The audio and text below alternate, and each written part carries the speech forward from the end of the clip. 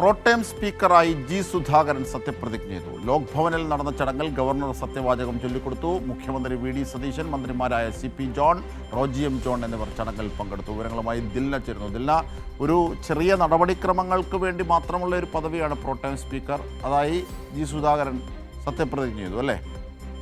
തീർച്ചയായും അജിംഷാദ്, ചെറിയൊരു ചടങ്ങുകൾക്ക് വേണ്ടി മാത്രമാണ് ഈ പ്രോട്ടേം സ്പീക്കറായി ഇപ്പോൾ ജി സുധാകരൻ സത്യപ്രതിജ്ഞ ചെയ്തിട്ടുള്ളത്. നാളെ മറ്റന്നാളുമായി നടക്കുന്ന MLA-മാരുടെയും അതുപോലെ തന്നെ സ്പീക്കറുടെയും ഡെപ്യൂട്ടി സ്പീക്കറുടെയും സത്യപ്രതിജ്ഞ നാളെ നടക്കുന്നതായിരിക്കും. നാളെ മറ്റന്നാളുമായിട്ട് നടക്കുന്നതായിരിക്കും. അതിലേക്കുള്ള ഒരു താൽക്കാലിക പോസ്റ്റാണ് ഈ പ്രോട്ടേം സ്പീക്കർ എന്ന് പറയുന്നത്. ഇന്ന് രാവിലെ 9:30 കൂടിയായിരുന്നു സത്യപ്രതിജ്ഞാ ചടങ്ങ് നടന്നത്.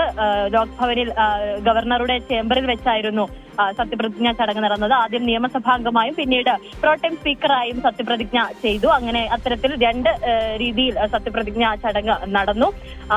മുഖ്യമന്ത്രി വി.ഡി. സതീശൻ അടക്കമുള്ള മുഖ്യമന്ത്രിയും മറ്റു മന്ത്രിമാരും പങ്കെടുത്തിട്ടുണ്ട്. Ramesh Chennithala, CP. John, Shibu baby John, Roji M. John തുടങ്ങി എല്ലാ മന്ത്രിമാരും പങ്കെടുത്തിട്ടുണ്ട് ഈ ചടങ്ങിൽ. അത്തരത്തിൽ പെട്ടെന്ന് തന്നെ ചടങ്ങ് പൂർത്തിയാക്കി മുഖ്യമന്ത്രിയും മന്ത്രിമാരും ജി സുധാകരനും അടക്കമുള്ളവർ തിരികെ പോവുകയും ചെയ്തു. അജിംഷാദ്, ശരി. അങ്ങനെ പ്രോട്ടേം സ്പീക്കറായി G Sudhakaran, Ambalappuzha MLA G Sudhakaran സത്യപ്രതിജ്ഞ ചെയ്തു. ഏറ്റവും പ്രധാനപ്പെട്ട ഒരു കാര്യം, ഇതൊരു താൽക്കാലിക സ്പീക്കർ മാത്രമാണ്. ചില നടപടിക്രമങ്ങൾക്ക് വേണ്ടി മാത്രമായി നിയമിക്കുന്ന ഒരു താൽക്കാലിക പദവി മാത്രമാണ്. പക്ഷേ അതിൽ ചില ചിട്ടവട്ടങ്ങളുണ്ട്. സത്യപ്രതിജ്ഞ അടക്കമുള്ള കാര്യങ്ങൾ നിർവഹിക്കുന്നതിന് വേണ്ടിയുള്ള ചില ചിട്ടവട്ടങ്ങളുണ്ട്. അപ്പോൾ അത് സ്വാഭാവികമായും അതിന് സത്യപ്രതിജ്ഞ ആവശ്യമാണ്. ആ അർത്ഥത്തിൽ മാത്രമാണ് പ്രോട്ടേം സ്പീക്കറായി ഇപ്പോൾ ജി സുധാകരൻ സത്യപ്രതിജ്ഞ ചെയ്തു.